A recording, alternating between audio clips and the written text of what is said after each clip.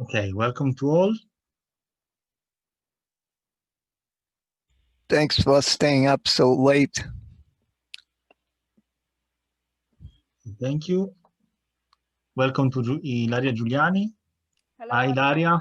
Thank you. Thank you for the invitation. Hi, everybody. Hi, thank you for joining. So, do you have some presentation or you have to share the screen eventually? Or I have, yes. okay, do you want to test the share Sure. screen? Okay, thank you.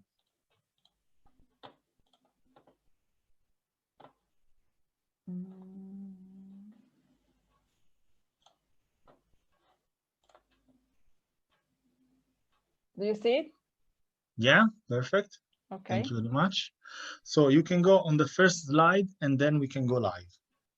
Okay. You can run the presentation on the first slide. Is it okay? Perfect. Okay, now I'm setting up the live, and when we are ready, I'll say, okay, we can run. Okay. Do I need to leave the video on while I'm speaking? As you wish. Okay. It's okay. It's fine to see, of course, our face. Okay. Okay. Okay.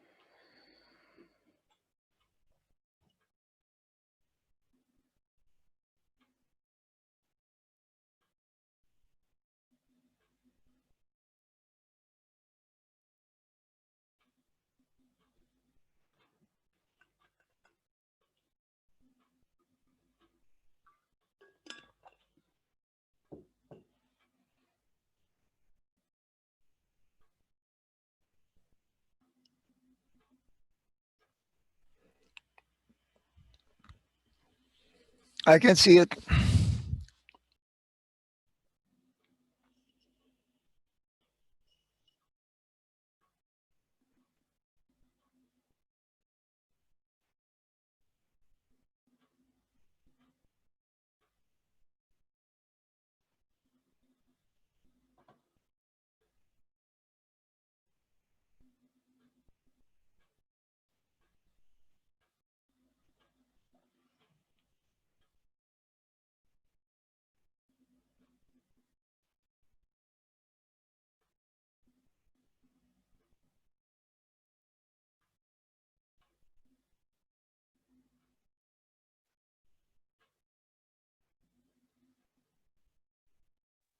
So we are now live.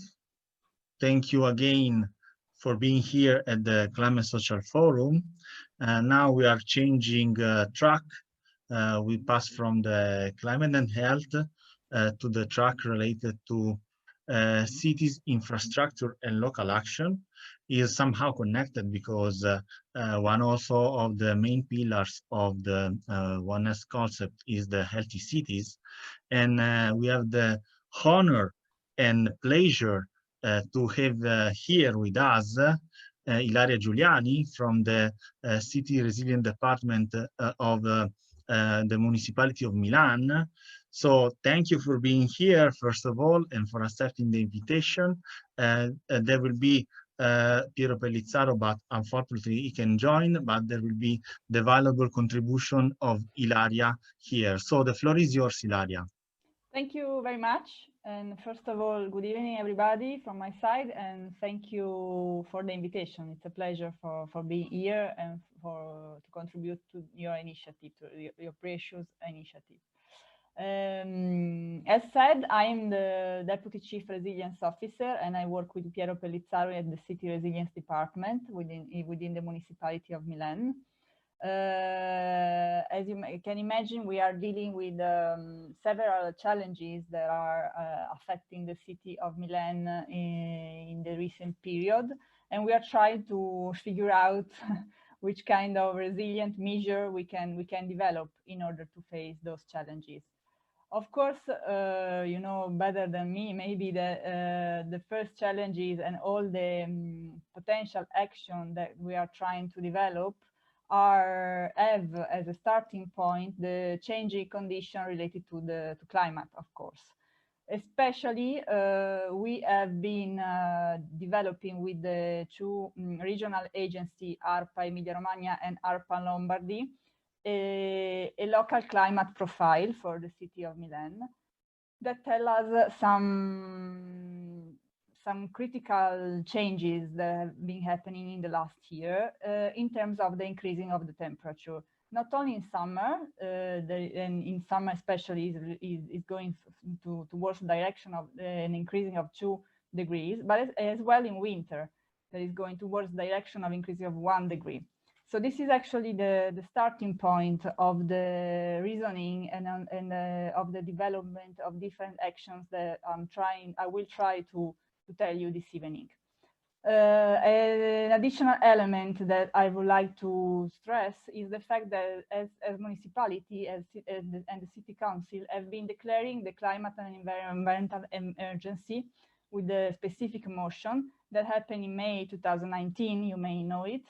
And this somehow fix a specific moment for the administration to develop specific action in relation to these challenges.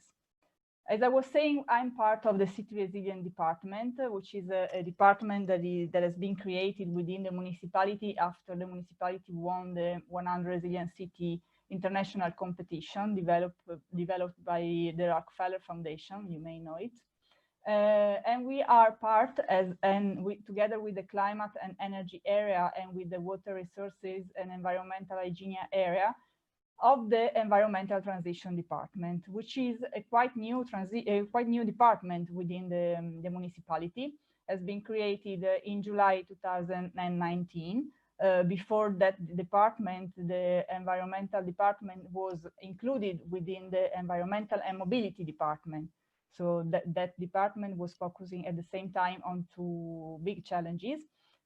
Now the municipality decided, in July 2019, the municipality decided to dedicate a specific department at the challenges related to the environmental condition.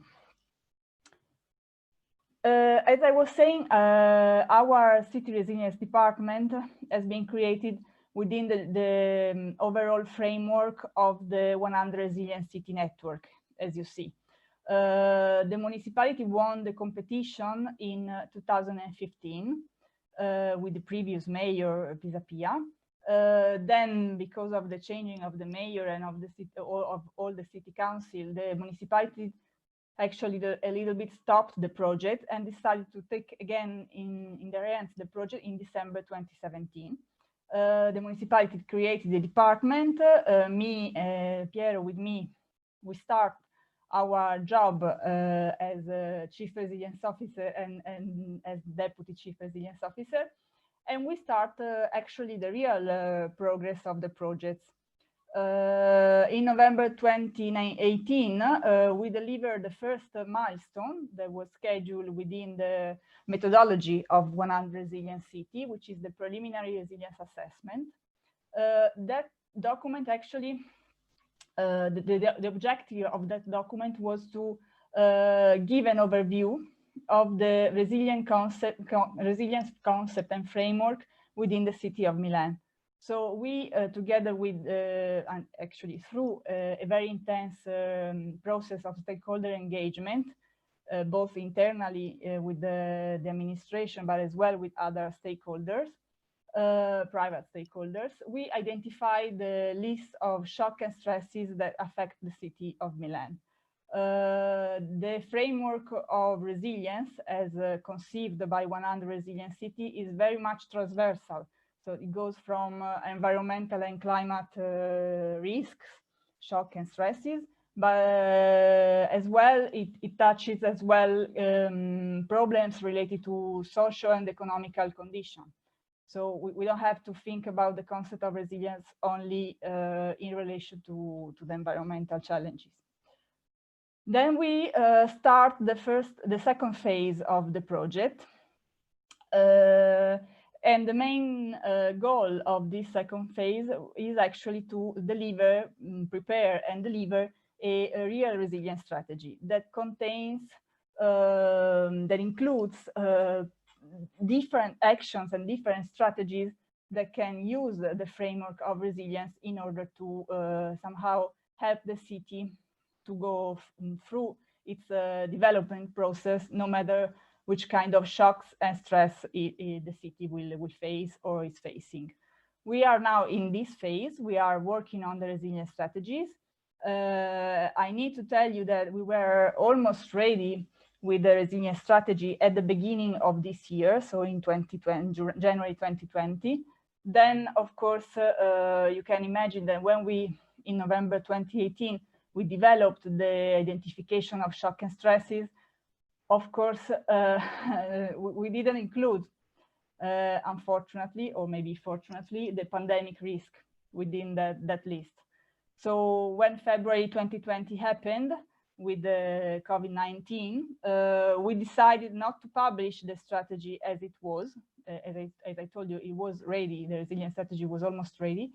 And we decided to update the strategy in order to take into consideration as well the pandemic risk, and in order to take into consideration especially all the consequences that the COVID-19 was having and is still having on the city of Milan.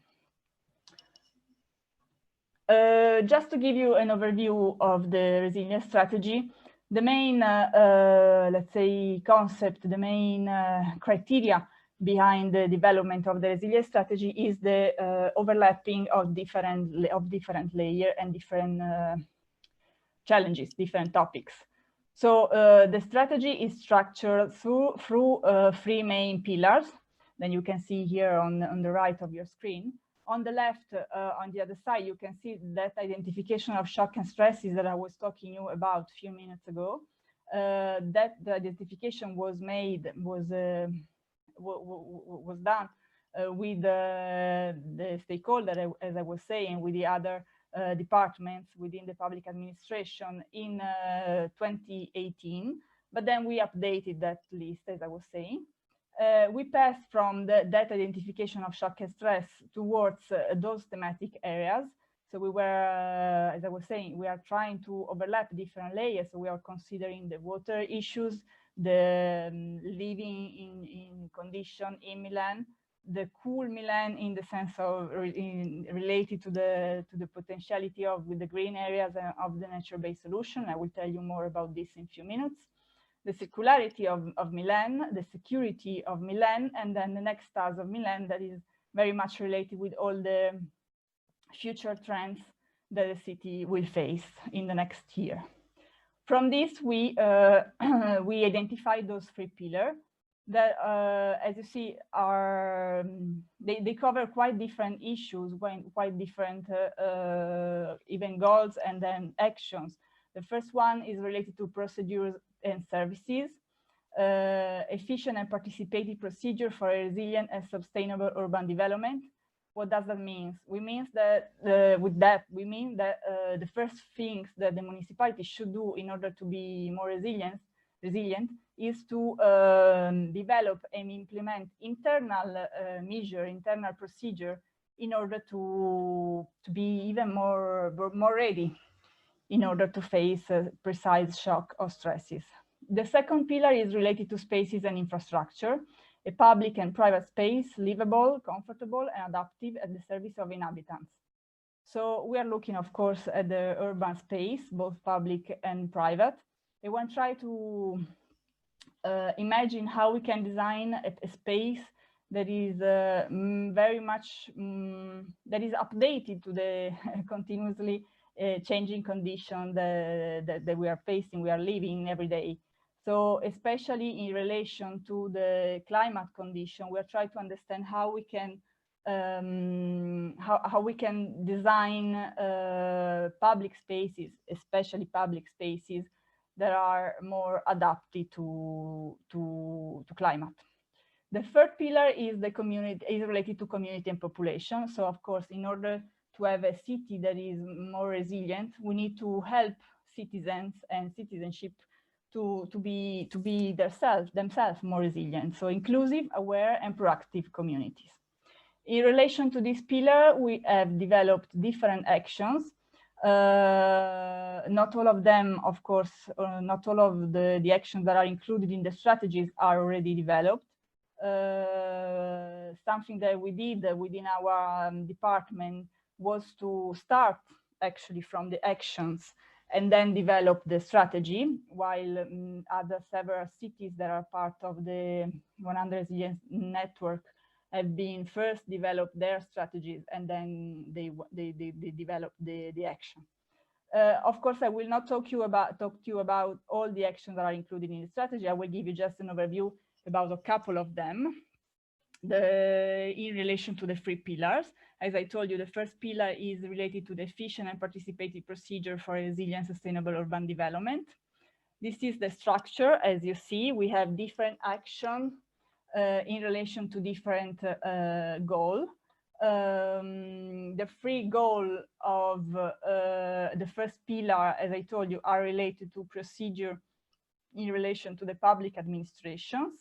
Then there are the possibility for the administration to identify new tools for the implementation of urban regeneration processes.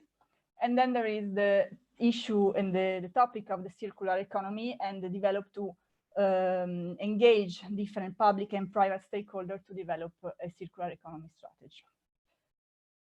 Here you see the different action and how many action we have been developed for each goal. The first 2 actions that I will talk to you about in relation to the first pillar are the establishment of a resilience department, which is actually quite obvious since the city of Milan already has a city resilience department. But something that I didn't tell you is the fact that our department is temporary. So it is not supposed to last forever within the public administration structure. But actually it has been created just to cover the period of the project related to the 100 Resilient City Network. So we do think that the first action that the municipality needs to implement in order to implement then the resilience strategy is to establish a permanent city resilience department. Then another example of action that I'm talking about in relation to the first pillar is the Article 10. That is a much more complicated action compared to the previous one. The Article 10 is included within the PGT, the Piano di Governo del Territorio of the Municipality of Milan. You may know that the Municipality of Milan has been reviewing the PGT, the Piano di Governo del Territorio, in the last years. It has been finally approved in February 2020, so almost a year ago. Of course, one of the main strategy behind this new PGT, this new general plan, is to help the city in becoming a more green, sustainable and resilient city. And of course, this strategy has, of course, to pass through the sustainability as well of the building sector. So this Article 10, which is a real rule, implies new sustainable standards for the private operators, the building companies within the cities. From one side, it implies new CO2 emission reduction with different parameters for new construction or for the existing, for the requalification of the existing stocks. On the other side, we have been developed together with the urban planning department and together with the AMAT, which is a company owned by the municipality. We have been developed a new index that we call the Indice di riduzione di impatto climatico. So a way, an index through which operators can use nature-based solution, nature-based element within their projects. They are obliged to reach that index that is different according to the requalification of the existing stock or the construction of new buildings.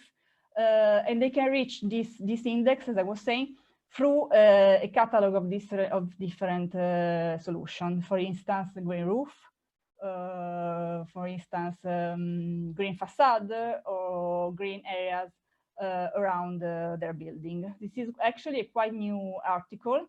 It's pretty innovative, and as I was saying, we have been creating out of the box this new index. Of course, we have been studying a lot, especially we have been studying experiences of other cities, not only Italian, but as well cities, European cities.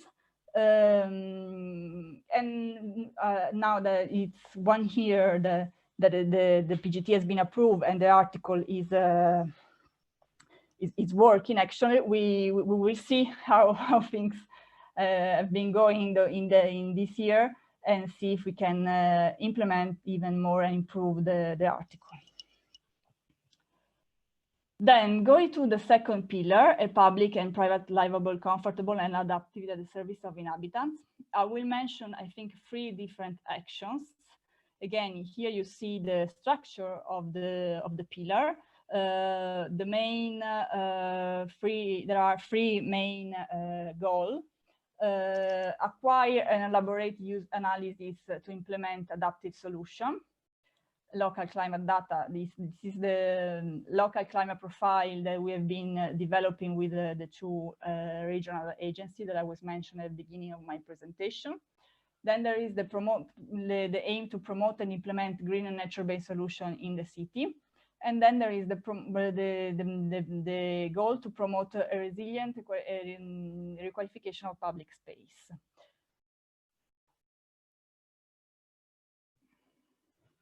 Sorry. Okay.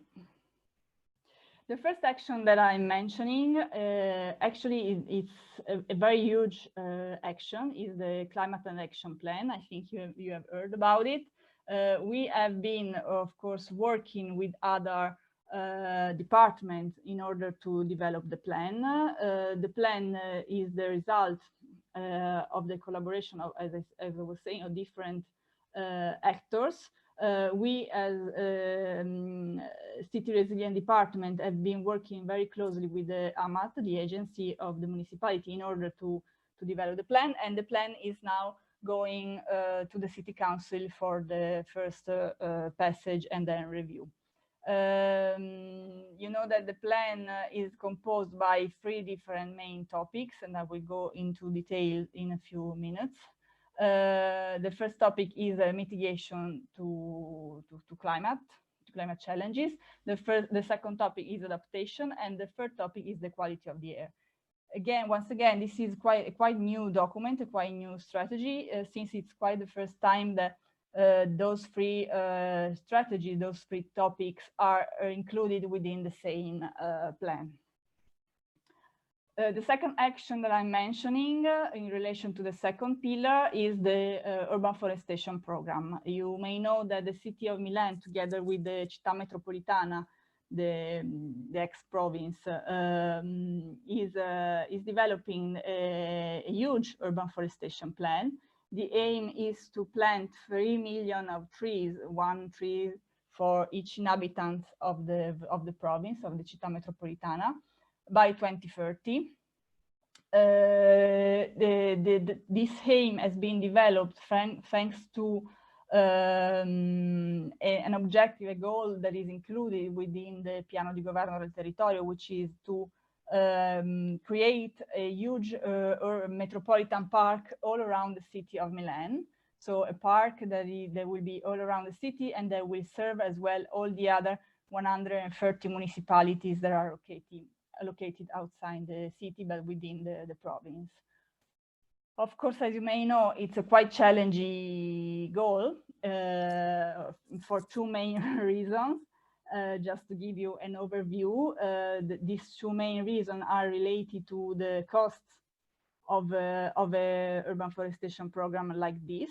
And the second main challenge is related to the availability of areas where we can plant those 3 million of trees. In particular, because we are not only together with Città Metropolitana and as well Parco Sud and Parco Nord, we are not only taking into consideration the opportunity to plant within green areas, within parks, but especially the contrary, we would like to plant much more within gray areas, because those areas, this will help to contain the increasing of temperature. This will help to manage the hydrological risk. This will improve the quality of the public space, will reduce the number of cars, of private cars within the city, and will allow as well to improve the quality of life of the citizens. So the challenge is exactly to go through all the green area and all the gray area, sorry, and through all the area that are facing phenomenon of heat waves, in order to prioritize our intervention and our forestation program intervention. Another action that I will talk to you about in relation to the second pillar is the within the working group, interdepartmental working group of the municipality, Officina Urbana. We have been developing a vision for the neighborhood transformations. So what we did was actually to apply at the neighborhood scale the methodology we have been applying at the urban scale with 100 resilient city. That means that we didn't only identify shock and stresses only at the urban scale, as we did for the resilience strategies in 2018, but we tried as well to develop a sort of model, a sort of analysis approach, in order to understand as well at the local scale, which could be the identification of shock and stresses. Here we did a first pilot project in Niguarda. We were working on that area together with the group of Officina Urbana because of the, you may have heard it, of the tactical urban project for the main square of the neighborhood. So we took the opportunity to test that analysis, that approach to analyze the shock and stresses at the local scale, and we saw which were the results. We did this thanks to and through the participation of the citizens. So the identification of shock and stresses has been done with them. Of course, this can be a tool, a very useful tool to then develop specific actions in relation to the specific shock and stress the neighborhood is facing. Again, here you see the detail related to the air and climate plan. As I was saying, the plan is composed by 3 different main topics. We, as the City Resilience Department, has been working on the adaptation strategies to adapting to climate change.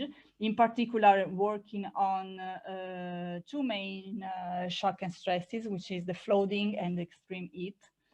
Then there is the climate change mitigation in relation to 2 main strategies, which is the decarbonization and the CO2 storage.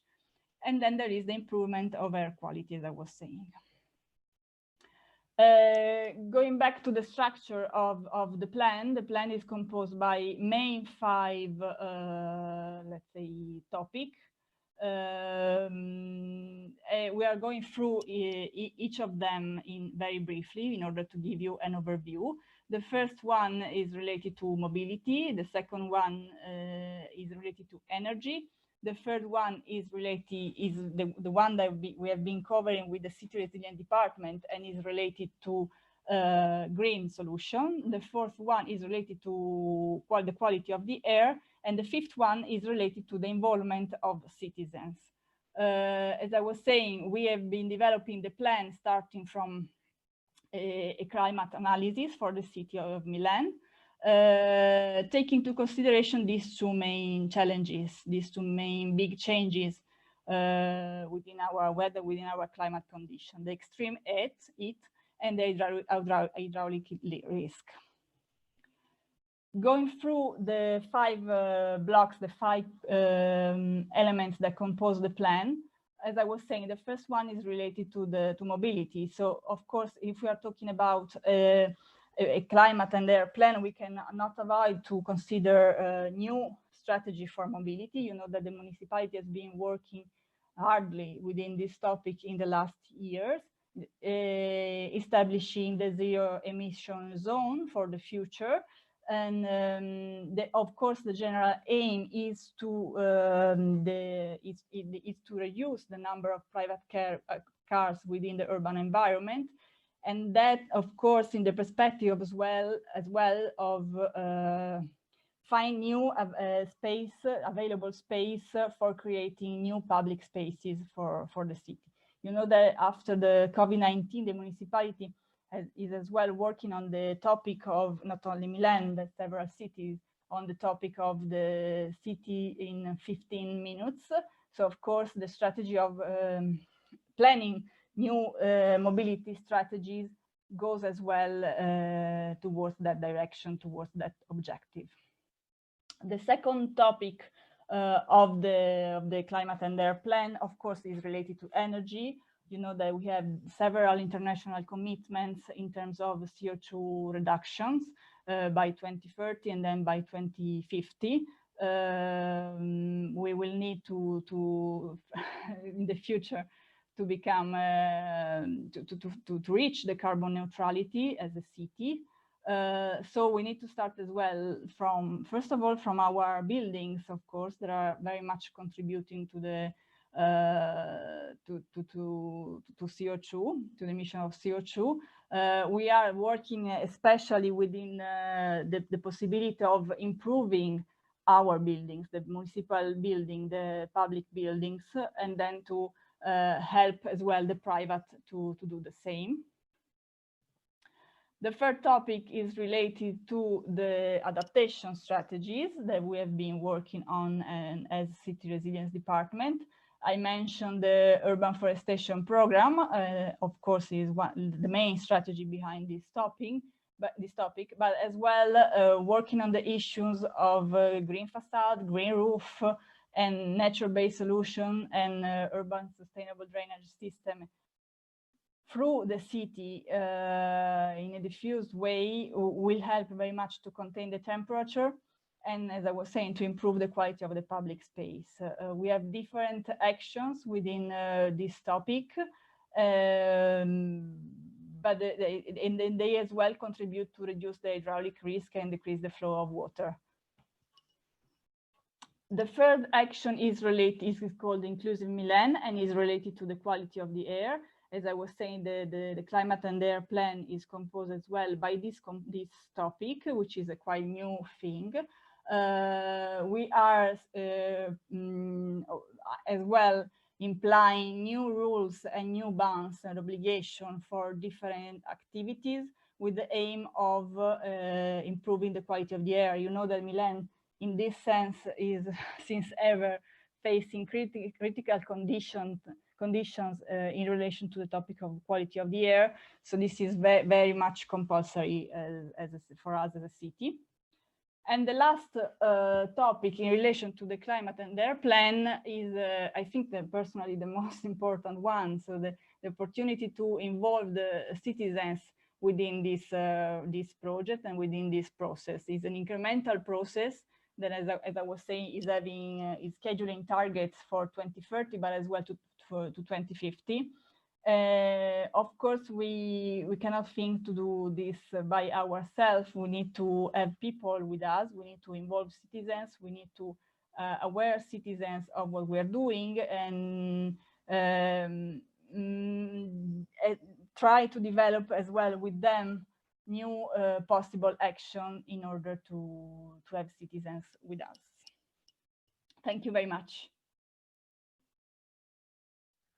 Thank you very much to you, Ilaria, for this complete overview on the action that the City of Milan and the Resident Office is taking to create an adaptation plan to for the city. That's very important, properly talking about local action and local application also of all the agreement that we like see at also at higher levels.